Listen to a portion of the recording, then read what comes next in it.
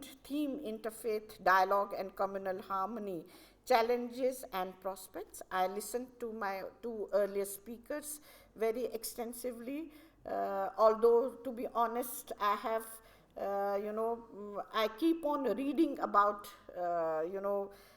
various issues and various, topics where I have interest. This is one of my interests also, but I must say that I have not gone very deep into it. So in a very simpler way, I have tried to jot down something which I think from academic purpose and from a research point of view is important. We all know that communal harmony is the principle of peace, and harmony existing amongst various religious communities, free from violence and hatred. I think this is what our religion, all religions teach us. The ideology of secularism is one of the many doctrines present in our constitution, which we cannot deny. Every Indian citizen has a fundamental right to freedom of religion, which lets them practice and profess any faith. So I think this present seminar is linked with it. When we go back into our constitution has been so well devised, keeping in view everything that is in our country, whether it's diverse religions, whether it's diverse cultural backgrounds, whatever it is. But we listened to our previous speaker also, some of the concerns which were put forth. I'm sure the deliberations like these will have more discussions on it, and the recommendations will come forward. Interfaith dialogue and communal harmony, and seeing its broader themes, the seminar will put forth very important documentation of this 2-day deliberations. I look forward for that. One of the important theme being importance of communal harmony for the unity of humankind. Whatever Hanglu Saab explained right now, I think this is the central point of everything and governed by what the theme is. The basic teaching of all religious, whether Islam, Hinduism, Christianity, Buddhism, Sikhism, etc. The ideas and knowledge and new ideas which will be shared by academicians, research scholars will definitely help to discuss various developments and research in their respective fields. A quote by Mahatma Gandhi, "Happiness is when what you think, what you say, and what you do are in harmony." A very important saying by Mahatma Gandhi. Communal harmony is paramount in any country that has multiple religious and communities. We must strive hard to train and educate people in harmonious cohabitation. I think this should be aim, and this should be the aim of this seminar, and this should be teachings that should go from this 2-day seminar.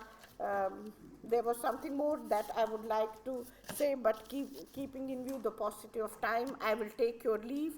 All the best to this seminar for 2 days, and we are very grateful to all our speakers who have come from outside. I can see many colleges have been roped in, many universities have been roped in, many institutions outside our UT has been roped in, and it will be a great learning for the group to listen to the learned speakers.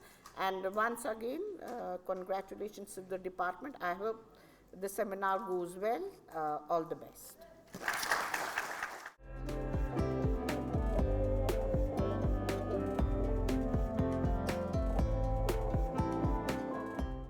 Kashmir was a great center of learning of Sanskrit, and the scholars came from outside with the ambition of staying for 2 months and stayed for more than 2 years. Kashmir became the great center of Sufism. There is a greater confusion when I study now and when I studied earlier. There is a greater confusion. We have a far more higher version of Sufism than rest of India, rather than rest of the world. I am writing on the specificities of Kashmiri Sufism now. And we made it a great center of learning in medieval times also. A university, full-fledged university under Sultan Zainul Abidin. We produced Ghani Kashmiri, that Iranians had to ignore Iranian person for giving the national award, and it was given to Ghani Kashmiri. Today, we have technology, we have mobility, we have resources, we have prosperity, but we are not able to produce anybody. We have to introspect. When Professor Khaki Sahab rang me up and said, we want to invite you for this seminar, anything from Kashmir, even if I'm asked to come and sweep the university, I will come, because I have been the student here. And I have no shame in that, because I have been student and it's my Kashmir also. So when Khaki Sahab said, I immediately agreed. I said, come, but tell me what is the theme, because I may not be expert on that. He said, the theme is a strange one. It is the interfaith dialogue, communal harmony and challenges and prospects. I froze for a moment. Interfaith dialogue, communal harmony, challenges and prospects. I could digest challenges and prospects very well, but communal harmony as well as interfaith dialogue was a little troublesome. Because the first interfaith dialogue in the entire subcontinent, if you search history, took place in Hyderabad, in one of the areas of Asif Nagar, in early 90s.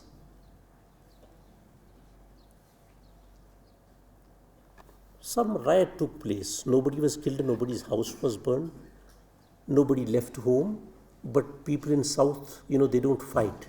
I have not seen anybody fighting for 40 years in Hyderabad. But some commotion was there, and therefore buses, autos, everything stopped. Then after a few days, everything was normal. In a couple of days, an elderly person came to my department and talked to my head of department that you give us somebody who is Urdu knowing, because we have to conduct an interfaith dialogue. But the person was very serious, in fact.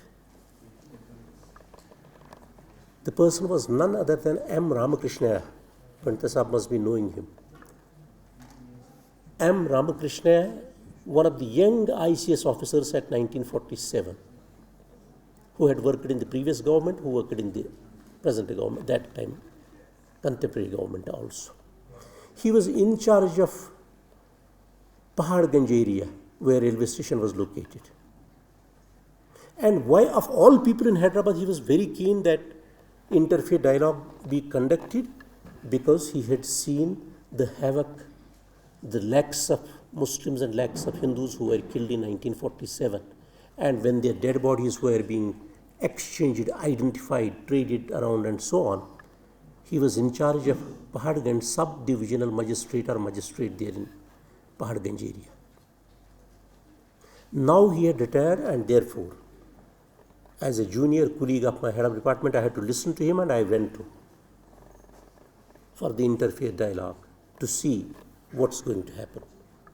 We became very close. He invited a Maulvi, he invited a Christian priest, he invited a Hindu priest. All of them read certain surahs, certain shalukas, certain verses from their respective religious texts. To me, everything appeared to be same in all the religions.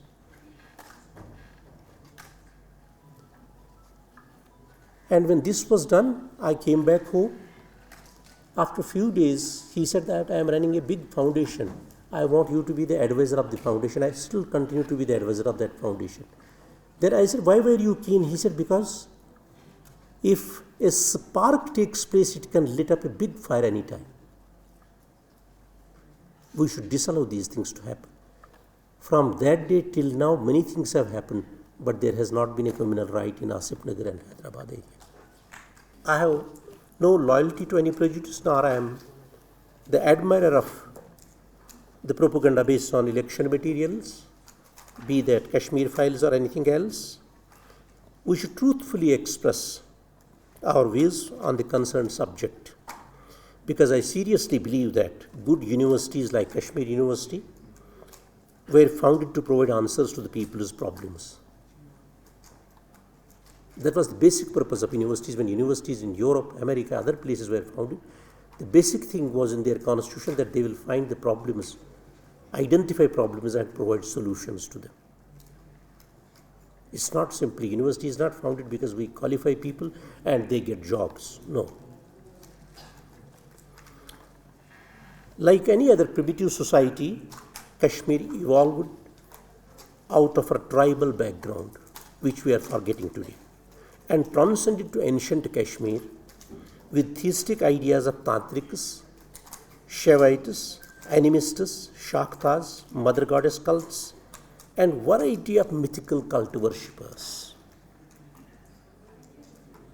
We have problem today in India. In fact, I have seen for past maybe recent times that multiculturalism is, eroding fast. We are not able to tolerate plurality in this country now. But if we go back, all these concepts have to be redefined. Any society and every society was multicultural right from early times. The Shaivite culture, was not a monolithic culture. Tantric culture was different than Shakta culture. Shakta culture was different than Mother Goddess cults. But Kashmir is the only place which did not find contradiction and brought all these together under one roof.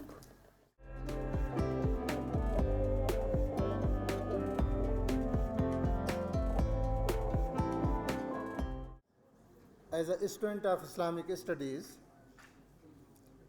may I address the Quranic approach to interfaith dialogue. Why? Because Maulana Abul Kalam Azad has written, in India, in Indian subcontinent and in Asia, no issue can be resolved unless and until it is directly addressed by the religion which he has titled as Ruhul Quds. So, the religious interpretation of all these controversial issues and problems is more important than the secular one. We believe in different religions. We know we have different scriptures, and our mind, our psyche is basically made through these different religions. So we should address the issues from the point of view of any scripture. So I am a student of Islamic studies. I will address the Quranic narrative of this harmony, communal harmony and interfaith dialogue. Before I explain, I will put before you a couplet of Allama Muhammad Iqbal, the Islamic philosopher and poet. He says, कहता हूँ वही बात, समझता हूँ जिसे हक, न अबलहे मस्जिद हूँ, न तहजीब का फर्जंद. अपने भी खफा मुझसे हैं बेगाने भी नाखुश, मैं ज़हर हलाहल को कभी कह न सका कंद. Talk to the issue directly, without any compromise. Come to the points, the hitting points, without any preamble. Because we have firm faith in our scriptures, in our religions. Why we are worried to talk about these issues? No. Those should be worried who have no faith in the religion or who have no arguments in favor. We have the final revealed scripture, that is the Quran. And the Quran is very clear about it. The Quran says, may I cite here Esposito, a famous Orientalist, who has cited different verses from the Quran in favor of a plural approach of the Quran. I was fortunate enough to write down a book published just 2-3 months back by the Aligarh Muslim University, the Quranic narrative of multiculturalism. So I am aware of the developments. Esposito has cited one verse from Surah Al-Hujurat. The Quran says, Ya ayyuhan nasu inna khalaqnakum min zakarin wa unsa wa ja'alnakum shu'uban wa qaba'ila lita'arafu inna akramakum indallahi atqakum. O mankind, we have created you from a single pair of man and woman, and we made you in the different nations and tribes so that you may know each other. You may know each other. Not for the superiority complex or inferiority complex, only for the knowledge. Inna akramakum indallahi atqakum. Most honorable among you are those who are the most God-fearing. This is the base for a plural approach, a universal approach to interfaith dialogue. The Quran narrated so many messengers of God sent by Allah subhanahu wa ta'ala in the different phases of history. And the Quran also clarified that these messengers, apostles sent by Allah subhanahu wa ta'ala, some of them are clearly named in the Quran, some of them are not named. وَمِنْهُمْ مَنْ لَمْ نَقْصُصُهُمْ عَلَيْكَ. But a Muslim is obligated to have faith in all the religious scriptures, in all the prophets of God, without any discrimination. At the same time, he has the faith, but the final version of this revelation is the Quran. The Quran is basically the safe from all the errors, from all the alterations, from all the distortions. The Quran is described in the Quran itself as Musaddiq, a book testifying of all the older scriptures. At the same time, Muhaymin, a revealed book which is safe from all the distortions. So the Quran obligated to the faithful to have firm faith in all the apostles. We pray, most of them in our namaz, and recite the verse from Surah Al-Baqarah. آمن الرسول بما أنزل إليه وما أنزل من قبله كل آمن بالله وكتابه وكتبه ورسله لا نفرق بين أحد من رسله. There is some mistake, please. Not so correct. The meaning is that the Prophet ﷺ, the final prophet, and those who have faith in him, they have firm faith in all the scriptures, in all the angels, in all the books, in all the messengers. And they say, verbally and by their practices, that La nufarriqu bayna ahadim min rusuli. We do not differentiate between these apostles of God. We have firm faith upon all the messengers sent by Allah subhanahu wa ta'ala. So with utmost humility, I would like to put forth few of my experiences, observations regarding the theme of this today's session or today's seminar.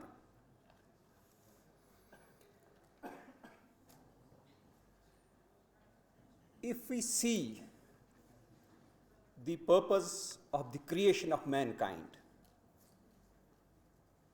undoubtedly none of us has any doubt about this fact that we are the best creatures on this planet. See, scientists, biological scientists admitted this thing. A simple explanation how they admitted it by just giving the scientific name to us as Homo sapiens. What does the word sapiens mean in it? The wisest. Sapiens means the wisest. So it was not only that we were created the best in our outlook. No. the best in terms of our wisdom, the best in terms of our intellect. So this best, the word best in our intellect, in terms of our wisdom, means we have to be kind to all creatures on this earth. Or in other words, let me put it this way, we have to live in harmony, not only with our fellow human beings, but with all the creatures. This was the basic objective of our creation. Not to just to decorate this planet. Probably there were other organisms, plants, animals, which had decorated this universe. So the purpose of our creation was something different. Another dimension of the same statement is that unless and until we don't have or we don't inculcate the feature of flexibility in our personality, शायद हम वो तकाजा पूरा नहीं कर सकेंगे जो मकसद था हमारी क्रिएशन का, जो मकसद था तख्लीक आदम का. If we don't have that flexibility, or in other words you can say tolerance. Let me put my statement by quoting a simple example. Once we see a dead body, or after say an hour or two, if you just try to move his or her arm, dead body की arm को अगर आप हिलाना चाहेंगे, can you? You cannot. It will immediately come back to its original rigidity. This is rigidity. So rigidity is the sign of death. जबकि flexibility हयात की अलामत है. So I think this is very essential component for this the best race on this planet. इसकी existence के लिए, इसकी बका के लिए flexibility, or you can say another dimension of flexibility or another side of this coin is tolerance. ये इंसानी बका के लिए बहुत ही ज़रूरी है. And then God has created with great pride.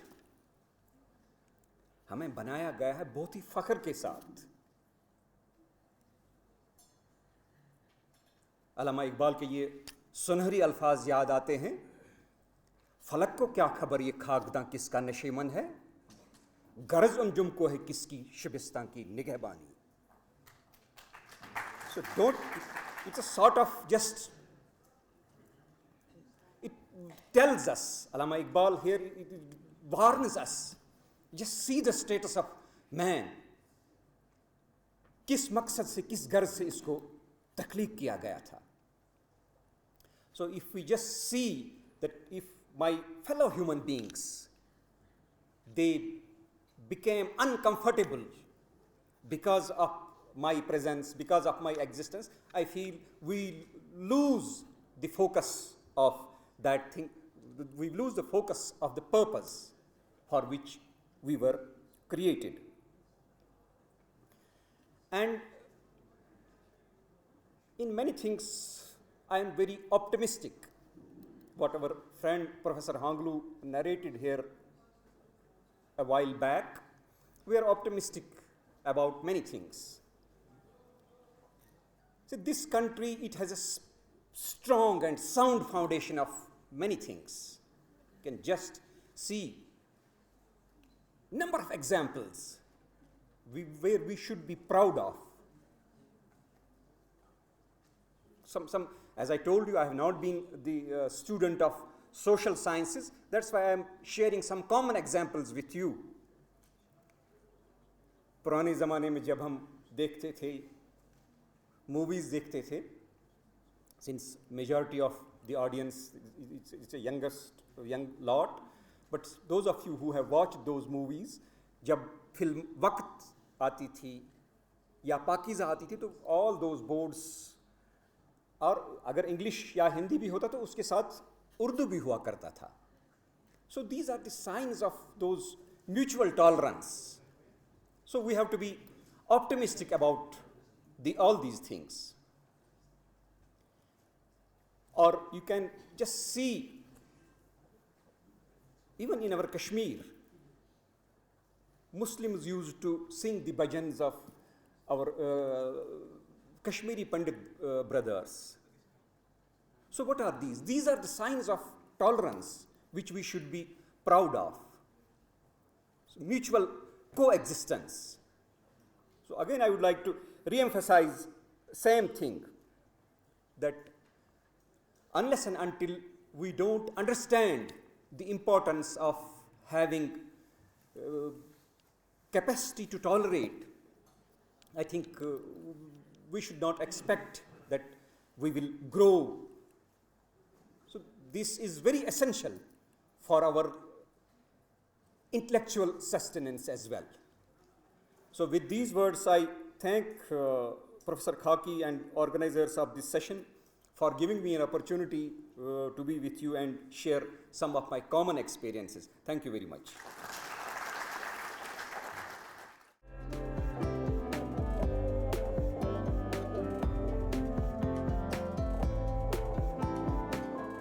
At the very outset, on my behalf and on behalf of Shah Hamdan Institute of Islam Studies, extend warm welcome to the dignitaries on the dais and the distinguished participants in the audience for being so kind and compassionate to respond to our request to be with us in the inaugural function of two-day national seminar organized by Shah Hamdan Institute. We are honored to welcome Professor Niloufar Khan, Honorable Vice Chancellor, for her kind consent to be the chief guest on the occasion. We thank you, ma'am, for accepting our request to preside over the function and for all the initiatives taken to our university to new heights of academics and administration. We are honored to welcome son of the soil, a prolific writer, a distinguished scholar of multidimensional aspects of Kashmir culture and history, recipient of Fulbright scholarship from America and Germany, formerly Vice Chancellor from Allahabad University, Professor Hanglo Sahab, for accepting our request to deliver keynote address in the inaugural function of the conference. We are delighted to welcome Professor Ubaidullah Fahd, Professor of Islam Studies, formerly Chairman Department of Islam Studies at Aligarh Muslim University, recipient of Shah Fahd Award for a comprehensive work on Islamic political thought and the genesis of Islamic movements and many more other things, for being with us, by taking all travel from Aligarh to University of Kashmir to be with us, and share the dais as guest of honor.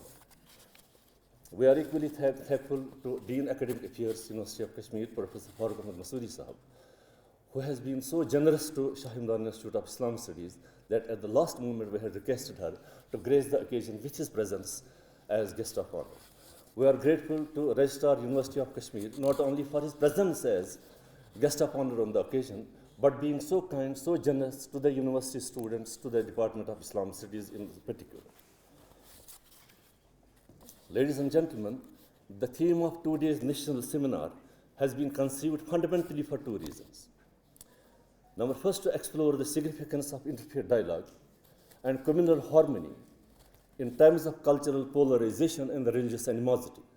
And number two, to refer to cultural and civilizational ethos of subcontinent that emerged as a result of the contribution of such scholars who shaped the cultural diversity of Indian subcontinent. The concept of interfaith dialogue and communal harmony has been an advanced discourse of contemporary academic activity. Prominent institutions have been established around the globe to study in depth the significance of interconnectedness, multiculturalism, coexistence, and many more things, so as to ensure peace worldwide, peace and tranquility. This is in fact that had been done. Appreciating and evaluating all discussions and the definitions that have been assigned to the concept of interfaith dialogue and communal harmony, both as a concept and as a process, it exists in early Islamic faith, this perspective and this concept. March of scholars to far-off lands, dissemination of knowledge and learning, establishment of madrasas, maktazas, translation bureau, and the process of migration or some of the features with Islamic orientation which promoted interconnectedness, a dialogue among civilizations by its very establishment of these institutions. The international trade network that was instrumental in initial stages of, stages of early Islam brought whole world into a single network of trading activity.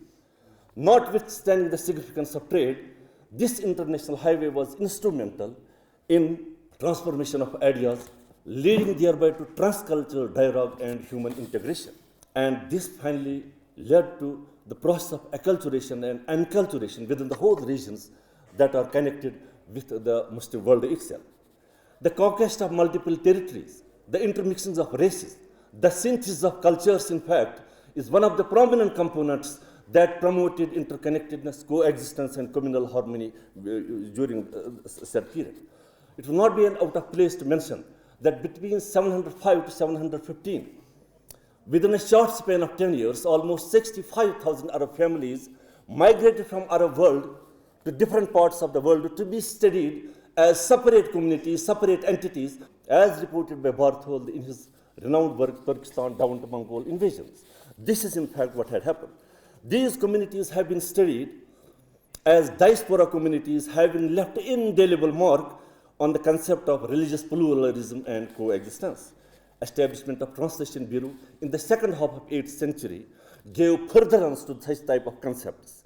The canons of learning taught from east to west were studied without any discrimination of nationality on the religion, the results of which were realized in the academies of Spain, Alexandria, Africa, Nishapur, Samarkand, and Bukhara. This was in fact these institutions.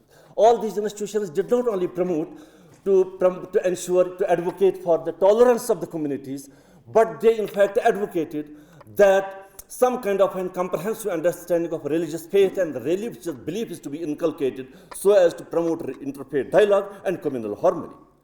It is in fact, a famous professor, Sayyid Hussain Nasr, has rightly said, while responding to such type of coverage, what is required in the country times is not to simply what we call tolerate each other, but an understanding that emanates from the deep vision and understanding of an individual with regard to the, faiths and the religious beliefs of each other. Unless until it does not happen, religious harmony and religious coexistence is not possible. This is exactly what Biruni had did. He came from that far off land to India, stayed here for a greater period of time.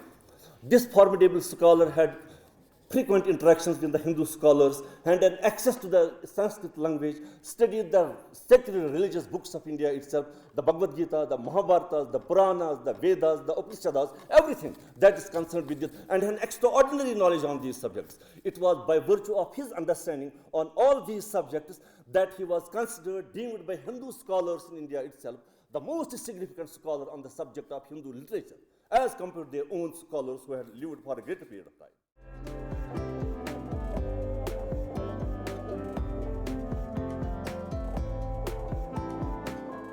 In most cases, when we talk about communal harmony, we are talking in ideological terms. As Professor Ratnalalji has rightly said, we should not touch religion because that is divine ordained.